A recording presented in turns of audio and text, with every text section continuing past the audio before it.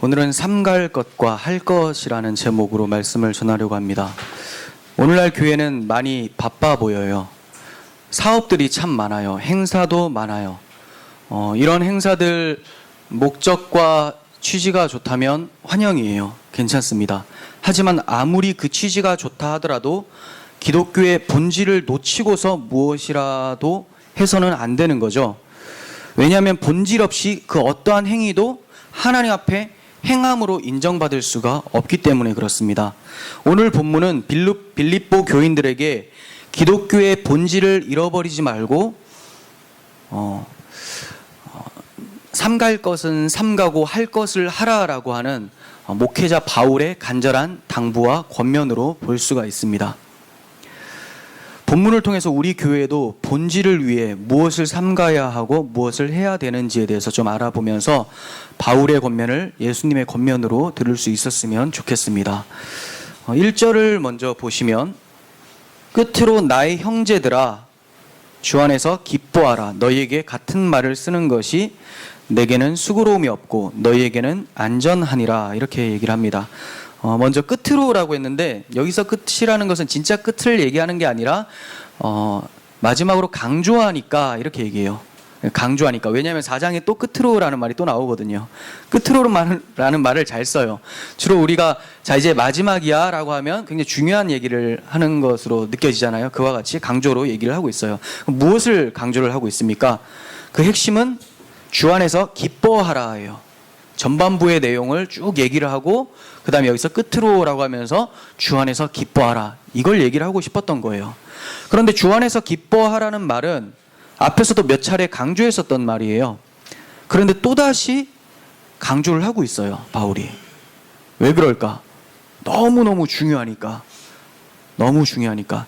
빌립보서를 우리는 흔히 기쁨의 서신이라고도 합니다. 기뻐하라, 기쁨 이런 단어가 너무 많이 나와요. 그런데 바울이 막연히 그냥 기뻐하라, 기뻐할 수 없는 상황인데 왜 기뻐하라 이렇게 얘기를 하는가라고 할 수도 있지만 바울 자신이 먼저 기쁨이 너무 넘치는 사람이었어요. 바울이 지금 어디에서 편지를 쓰는지 아시죠? 감옥에서 쓰고 있잖아요. 누구보다도 힘든 상황. 자기는 감옥에 있고 감옥 밖에서 편하게 신앙생활, 물론 지금의 교회보다는 힘들게 신앙생활 하는 사람들이지만 바울이 볼 때는 편하게 신앙생활하고 있었던 사람들에게 기뻐하라 이렇게 얘기를 하고 있다는 거죠.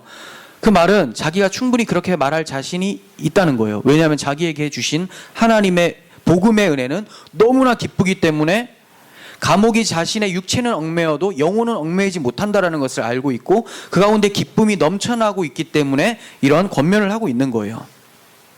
도리어 교회를 염려하고 기뻐하라고 권면을 하고 있죠. 사실 바울이 이렇게 권면하는 데 있어서 이유가 있어요. 빌립보 교회가 다른 교회들에 비해서는 영적으로 건강한 교회였어요. 고린도 교회, 갈라디아 교회는 좀 문제가 많았었죠. 외형적으로도 문제가 많았었고 간음도 저질렀었고 성도들 간에 싸움도 많이 있었었고 어려운 문제들이 참 많았습니다. 그리고 거짓 교사들, 할레파 그리스도인들이 찾아와서 복음을 바꿔버렸었죠. 그래서 총체적 난국이었죠. 외형적으로도 그리고 내부적인 믿음에서도 문제가 있었지만 이 빌립보 교회는 상당히 건강한 편에 속하는 교회였어요. 하지만 아직까지는 갈라디아 교회나 고린도 교회나 다른 교회들에게 침투한 그 할레파 그리스도인들, 즉 바울의 대적들, 다른 복음을 가지고 있었던 거짓 교사들이 아직까지는 빌립보 교회에 침투를 하지 않았다 할지라도 언젠가는 반드시 침투할 거라는 예상을 하고 있었던 거예요. 왜냐하면 그들의 열심은 바울의 열심 못지않게 율법에 대한 굉장히 열성을 가진 사람들이었거든요.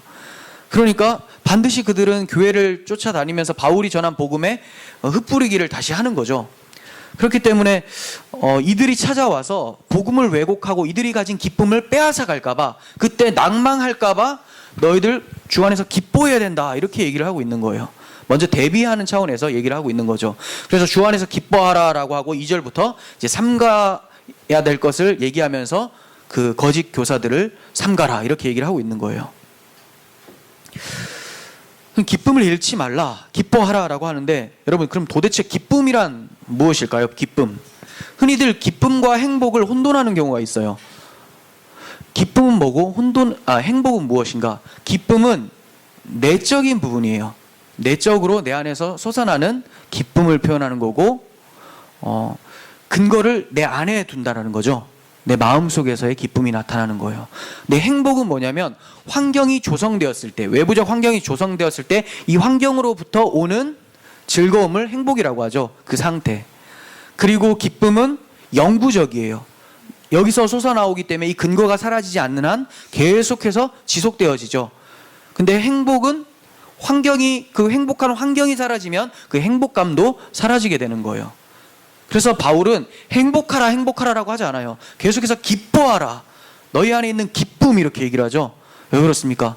주님께서 우리에게 주신 기쁨은 우리 안에서 본물이 흐르듯이 터져 나오는 것이고, 영원하게 주님께서 붙잡으셨기 때문에 이 기쁨은 영원히 지속된다는 것을 얘기하고 있기 때문에 기뻐하라, 이렇게 표현을 하고 있는 거예요. 무턱대고 기뻐하라라고 하지 않죠. 기뻐할 만한 근거를 제시해 줬어요. 바울은 주 안에서 기뻐하라. 주 안에서 기뻐하라. 주님으로부터 오는 기쁨이어야지만 참 기쁨이 됩니다.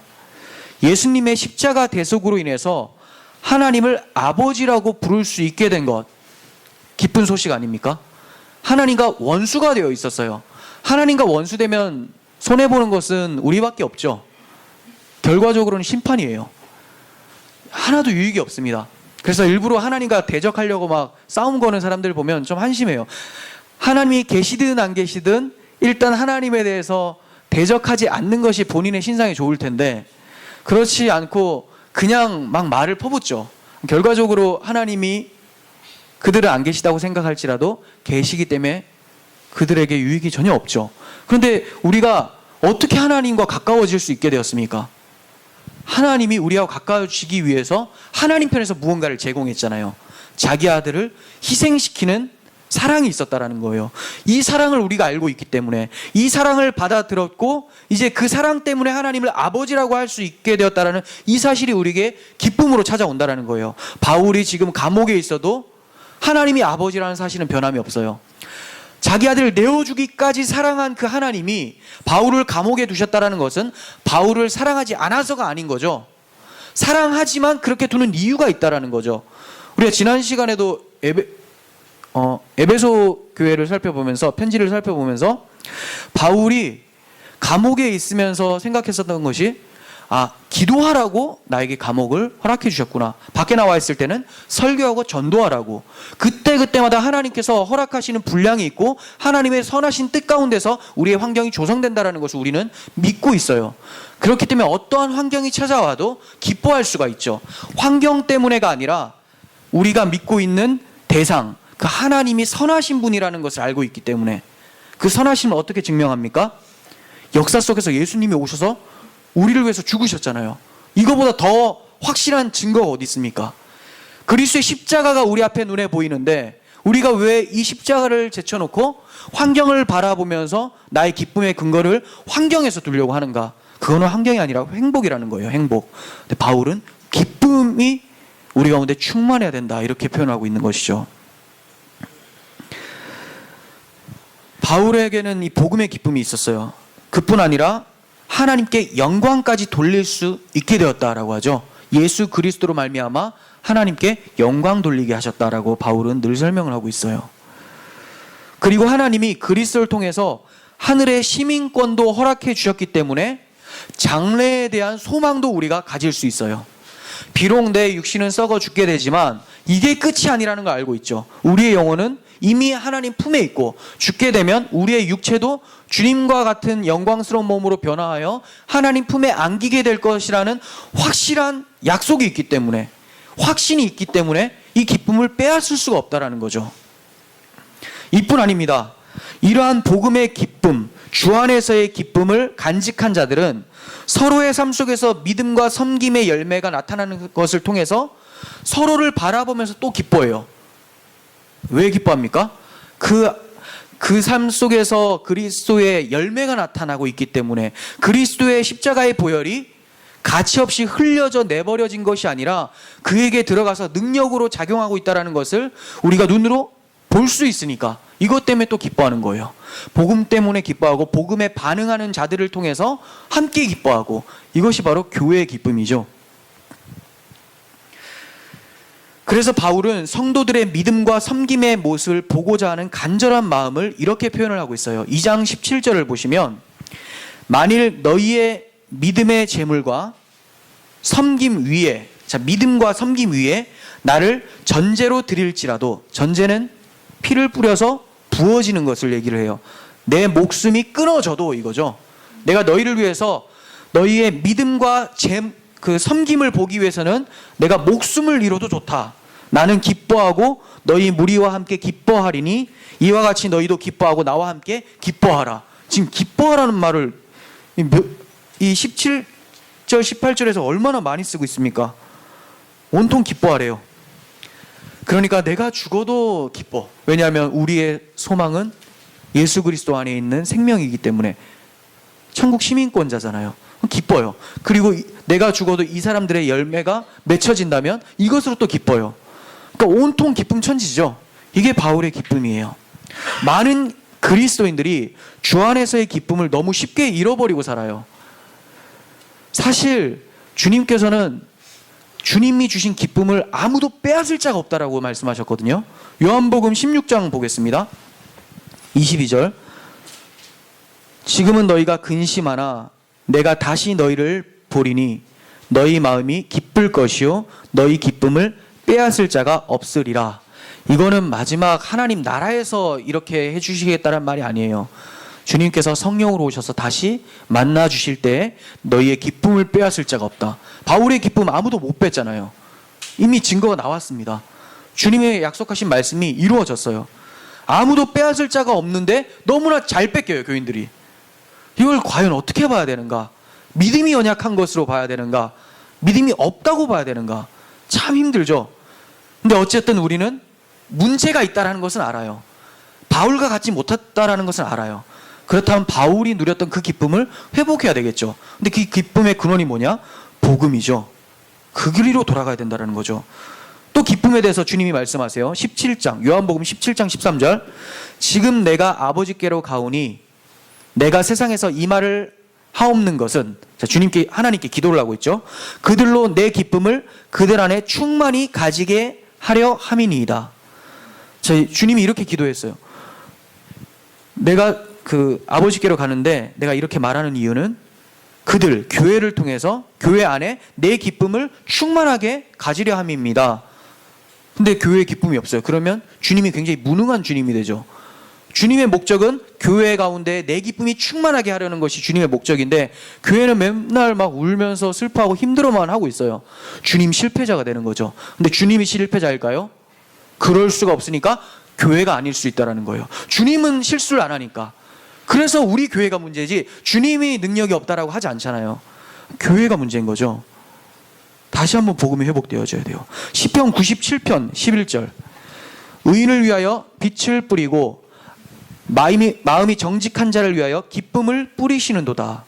의인이여 너희는 여호와로 말미암아 기뻐하며 그의 거룩한 이름에 감사할지어다.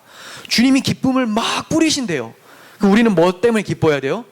그 여호와로 인해서 막 기뻐해야 된다고 얘기를 해요. 베드로전서 1장 6절부터 보겠습니다. 그러므로 너희가 이제 여러 가지 시험으로 말미암아 잠깐 근심하게 되지 않을 수 없으나, 자, 이 말은 주님 오실 때까지 박해하는 자들로 인해서 잠시 근심이 있을 수는 있다. 그렇지만 뭐라고 하죠? 근심하게 되지 않을 수 없으나 도리어 크게 기뻐하는도다. 처음에 육체적인 고통이 찾아오고 할 때는 근심이 찾아오지만 도리어 크게 기뻐할 수 있는 이유가 뭡니까? 아, 내가 그리스도의 남은 고난에 동참하는구나. 내 영혼은 그리스도 안에 숨겨졌구나. 이거에 대한 그 확신이 있었기 때문에 도리어 크게 기뻐할 수가 있는 거예요.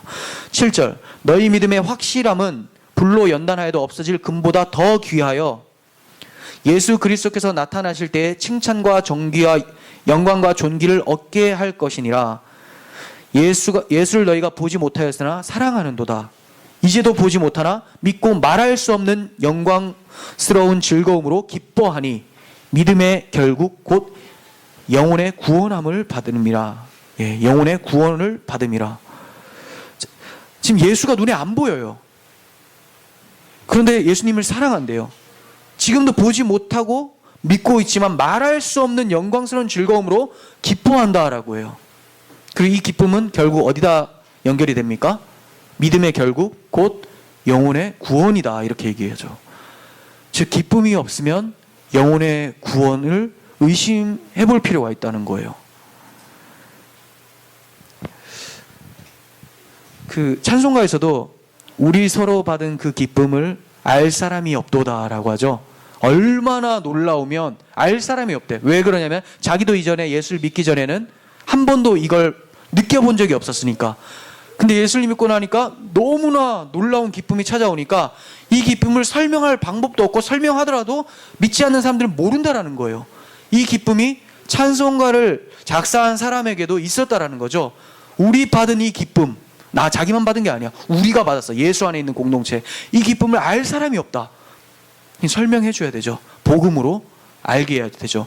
이거 기쁨이 이런 식으로 이런 느낌이야 라고 설명하는 것이 아니라 기쁨을 경험할 수 있도록 복음을 증거하라는 말이죠. 여러분, 이런 기쁨으로 여러분 가득 차 있습니까? 이 기쁨을 잃어버리지 않는 것이 얼마나 중요한 일입니까? 기쁨이 구원과 연관되어 있다고 얘기를 하고 있어요. 빌립보 교인들에게 주 안에서의 기쁨이 있다라는 말은 복음으로 충만한 교회라는 말이고, 그로 인해서 그들 가운데 착한 일을 시작하신 예수께서, 하나님께서 마치는 날까지 끝까지 그들을 책임지시고 인도하실 거라는 그 기쁨이 있다는 거죠. 그래서 그들에게 기쁨이 넘쳐나고 있었고 그들이 복음을 잘 간직하고 있다는 증거가 빌립보 교회가 기뻐하고 있다라고 표현하고 있는 거예요. 기쁨과 복음의 간직은 같은 것입니다. 주 안에서 기뻐하라. 바꿔 표현하면 복음을 잊지 말고 마음에 늘 새겨라, 이거예요. 그래서 너희에게 같은 말을 쓰는 것이 내게 수고로움이 없고 안전하다, 이렇게 표현하고 있는 거죠. 아무리 많이 강조를 하고 표현을 해도 이거 수고로움이 없다. 너무 중요하기 때문에 듣고 또 듣고. 매일 여러분 책 펴서 주 안에서 기뻐하라. 기뻐하라 했지. 이거 계속 보세요. 근데 최면 걸지 마시고 기뻐하라. 어디서? 주 안에서. 이거 기억하고 복음을 또 묵상하시고 계속 기쁨이 회복되기를 원합니다.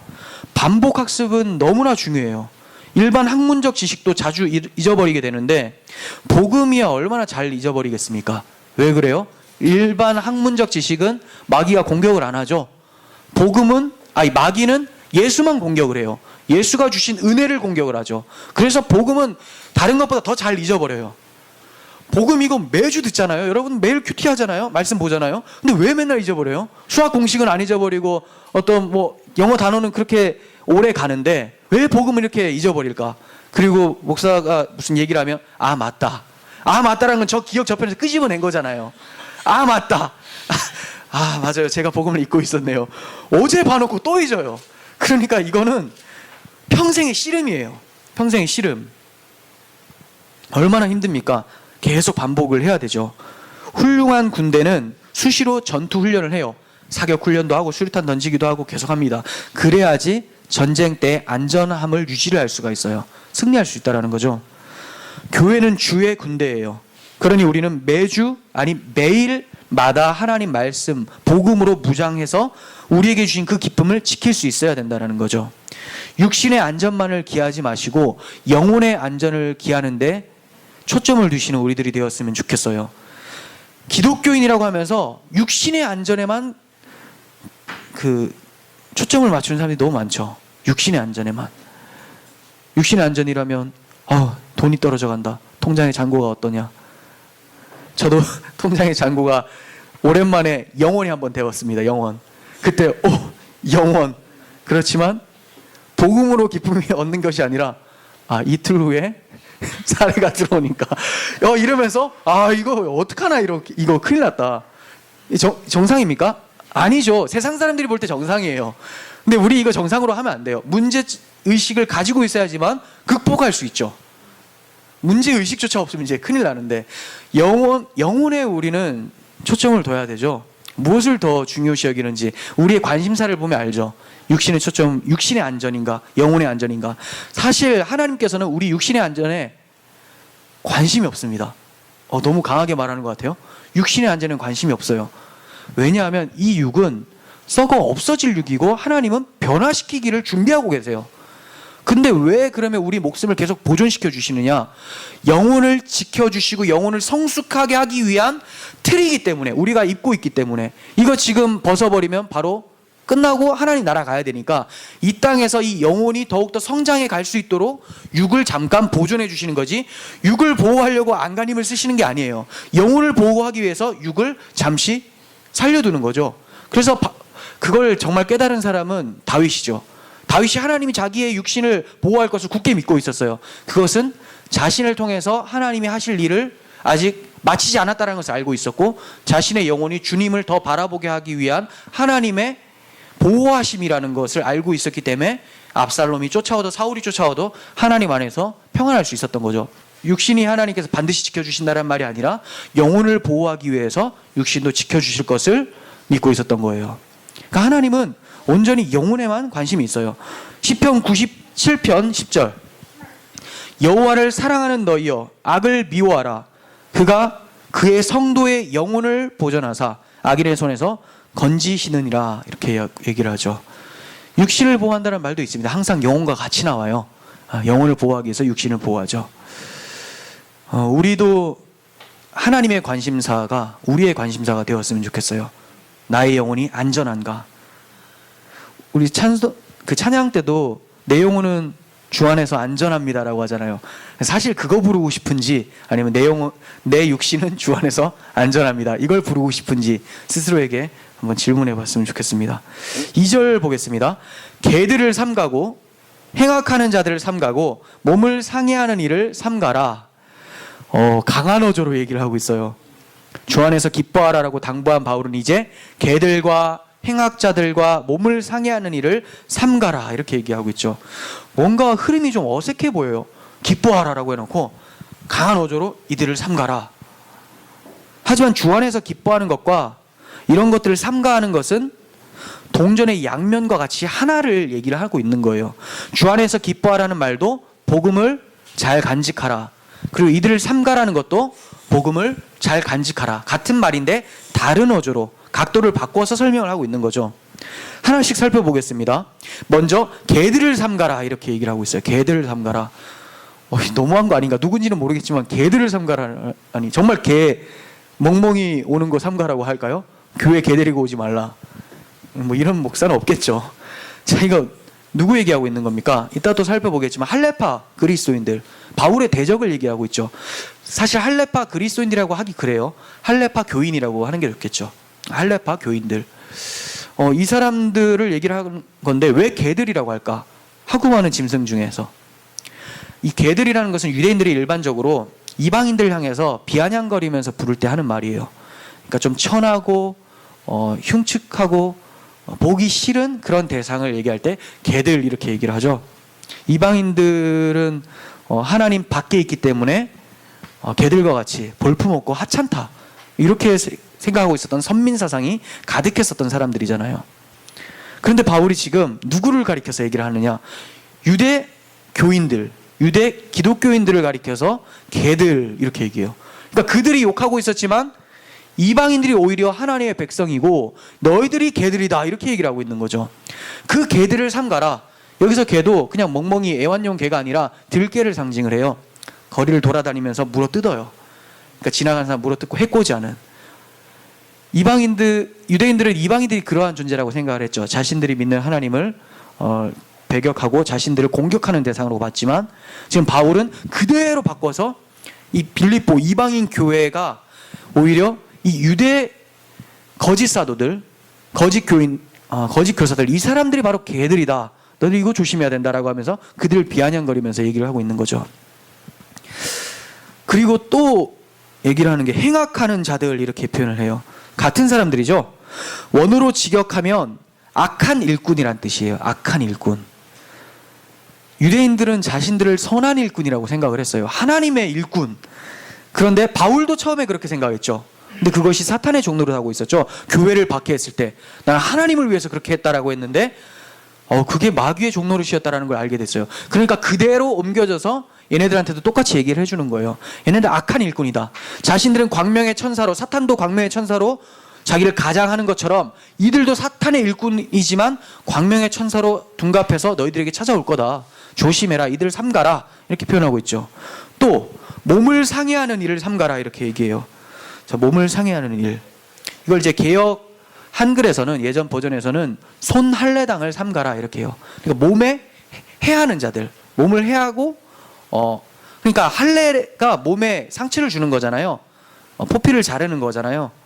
근데 이것을 원래는 이 할례는 문제가 없어요. 하나님께서 주신 의식이니까.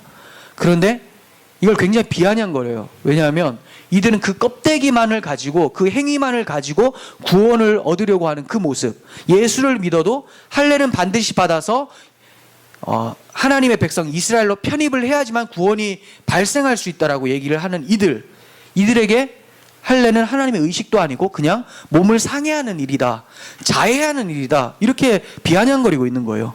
바울은 굉장히 지능적으로 살살 바꿔가면서 놀리면서도 이들에게 경각심을 일으키는 거죠. 몸을 상해하는 일. 그거 기억나시나요? 엘리야가 갈멜산에서 바알과 아세라 선지자 850명과 싸울 때 엘리야는 하나님께 기도를 하지만 이들은 자기 우상신에게 막 기도를 해도 들어주지 않자 몸에 막 자학을 하죠. 막 괴로워하면서 자학을 해요. 결국 그런 거죠. 내가 이렇게 내 기도 안 들어주면 죽어버릴 겁니다 라고 하면서 막 자학하는 것처럼. 근데 지금 할례파 그리스도인들이 이런 이방인 그 우상 숭배자들과 같은 그러한 모습들이라는 것을 얘기를 하는 거죠. 결국 몸을 상해하는 거 외에 그 뭐가 있냐. 하나님께서 그거 받아주시지도 않는다. 우상신 당연히 없으니까 그것도 그 기도가 들어지지도 않죠. 그와 같이 몸을 상해하는 일이라고 비아냥거리고 있어요. 할례는 하나님이 아브라함에게 주신 의식이 맞아요. 하지만 할례보다 먼저 메시아 언약이 있었다는 것을 우리가 기억을 해야 돼요. 할례는 창세기 17장에서 나오지만 메시아 언약은 아브라함을 부르실 때 처음부터 말씀하세요. 12장에서. 그리고 그 이후에도 계속해서 말씀해 주시죠. 단지 할례는 메시아 언약을 기억하도록 하는 표징일 뿐이에요. 그런데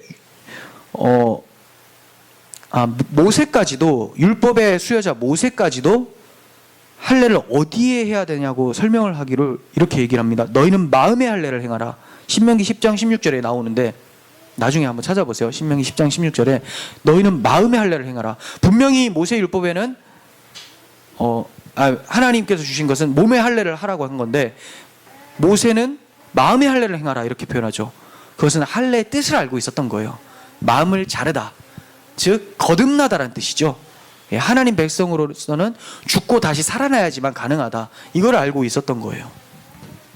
그런데 유대인들은 메시아 언약을 버려두고 형식적인 할례에 목숨을 걸고 있었던 거고, 예수를 믿는다고 고백하는 그리스도인들조차도, 바울 당시에 이 할례파 그리스도인들조차도 할례에 초점을 두고 있었던 거죠. 오늘날로 말하자면 지금 할례를 강조하진 않죠. 그렇지만 세례를 강조할 수도 있어요. 오늘날로 말하자면 예수를 믿어도 세례를 받고 교회에 정식 입교되어야지만, 세례 교인이 되어야지만 구원을 받을 수가 있다. 세례 교인이 되고 또 율법도 다 잘 지켜야지만 예수님의 구원에 효력이 발생한다. 굉장히 많이 들어보는 말이잖아요. 세례 꼭 받아야 돼. 죽기 전에 꼭 받아야 된다. 못 받고 죽어도 됩니다. 꼭 받아야 되는 게 아니라 구원받은 그 징표로서 기억하기 위한 것이지, 그리고 교회가 공동체적으로 이 신앙 고백을 인정하는 것이지, 그것 자체가 구원받는 게 아니죠. 그게 똑같아요. 몸을 상해하는 일, 물 뒤집어 쓰는 일밖에 안 된다는 거예요. 예수의 십자가 공로 외에 구원함을 받는 데 있어서 더할 것은 아무것도 없어요. 세례도 할례도 율법도 아무것도 없습니다. 오직 예수님의 십자가에서 그 율법의 요구를 완전히 완성시키고 하나님의 의를 만족시켜 주셨기 때문에 여기에 더하거나 뺄 것도 없습니다. 결국 이들을 삼가라는 말은 다른 복음을 삼가라라는 것이죠. 그래서 주 안에서 기뻐하라는 말과 삼가라는 말이 동전의 양면성과 같이 하나다라고 제가 말씀을 드린 거예요. 어떻게 하면 주 안에서 기쁨을 상실하게 될까요? 다른 복음이 들어오면 상실하게 돼요. 왜냐하면 복음이 우리에게 기쁨을 가져다 주는데 다른 복음이 들어오면 이 기쁨이 상실되게 마련이죠. 바울은 복음을 지키는 이 싸움을 평생 해온 거예요. 그래서 자신의 마지막 서신 디모데후서 4장 7절에서 이렇게 얘기를 합니다. 나는 선한 싸움을 싸우고 나의 달려갈 길을 마치고 믿음을 지켰으니 라고 합니다. 믿음을 지켰다. 싸움을 싸워서 믿음을 지켰다. 무슨 믿음일까요? 이 기쁨을 잃어버리지 않았다는 거죠. 다른 복음을 용납하지 않고 처음 예수께 받은 이 복음을 잘 간직하고 있었다. 이것이 바로 성도가 싸워야 될 선한 싸움입니다. 거짓 교사들과 싸워 복음의 진리를 지켜낸 것을 믿음을 지켰다라고 하고 있는 거예요. 바울 때에도 그랬지만 오늘날에도 개들과 행악자들과 할례파들이 기독교계에 넘쳐나고 있어요.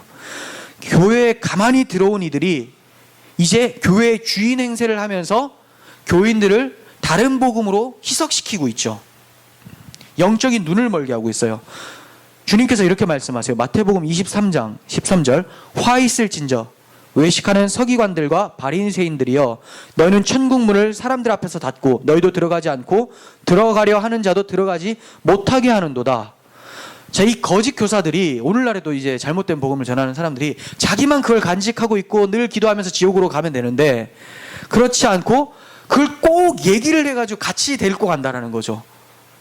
이 무분별한 사람들은 꼭 그런 사람들을 더 주님의 사도라고 생각을 하면서 붙들어요. 신사도, 뉴 아포스톨로스, 신사도들이 등장했다.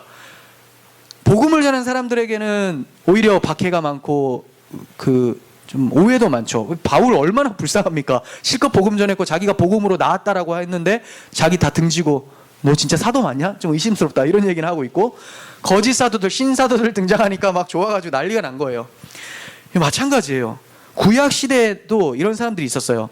이들을 가리켜서 하나님께서는 맹인이요 벙어리 개라고 얘기를 합니다.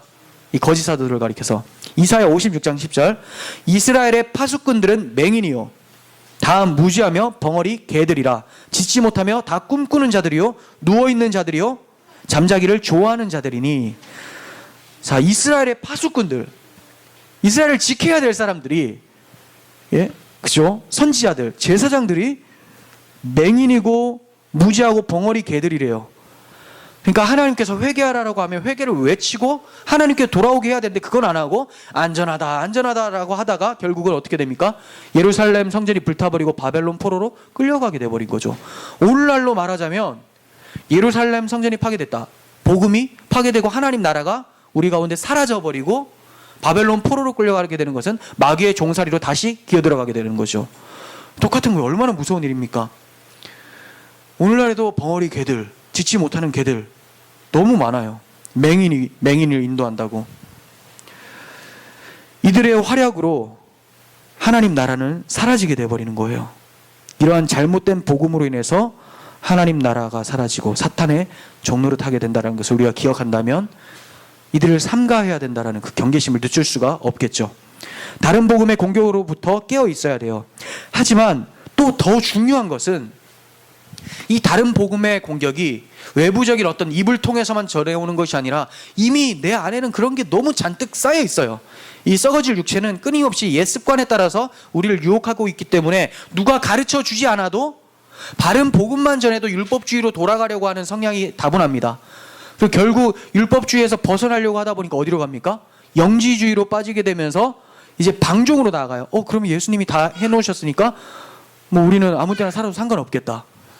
그럴 수 없느니라. 바울이 늘 외치잖아요. 그럴 수 없느니라. 주와 함께 죽은 우리가 어찌 죄 가운데 살리요. 이렇게 얘기를 하잖아요. 그럴 수 없다. 우리가 다른 복음을 경계해야 돼요. 그럴 때 주 안에서의 기쁨을 누리고 이 세상을 살아갈 수 있는 거예요.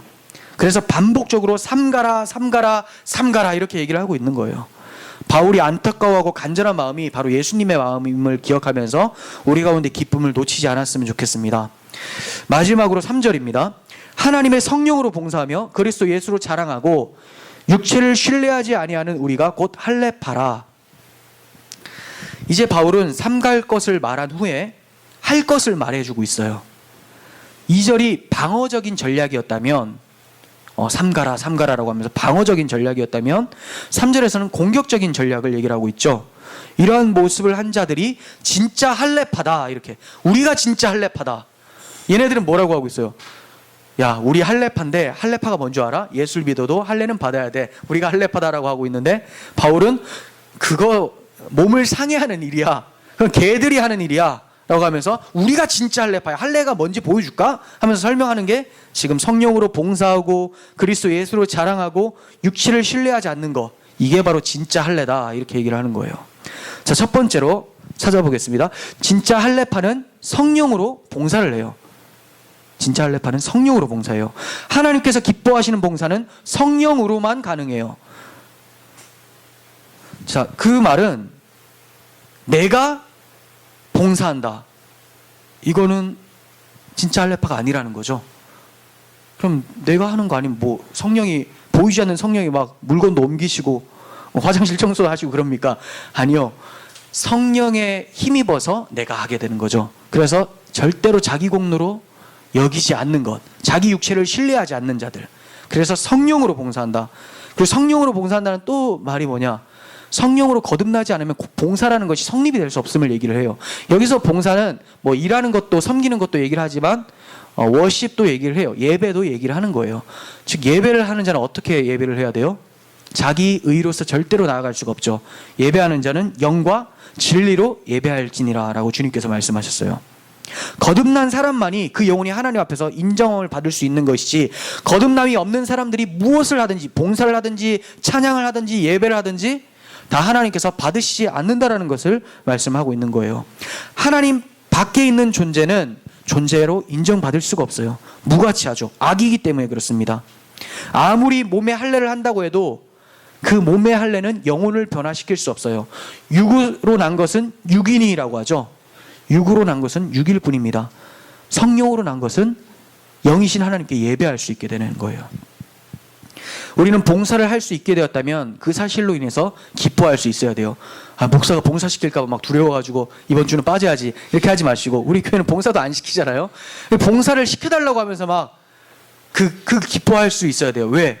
봉사 이전에 하나님이 우리의 영혼을 받으셨기 때문에 봉사가 성립이 되는 거니까. 이것 때문에 기뻐할 수 있는 우리가 되었으면 좋겠습니다. 두 번째, 진짜 할례파는 그리스도 예수로 자랑하는 자들이에요. 갑자기 웬 자랑입니까? 몸에 할례를 행한 자들이 자랑을 엄청 해요. 무슨 자랑? 나는 물론 할례 받은 걸 보여줄 수 없죠. 나는 할례를 받았다. 하나님 백성이다.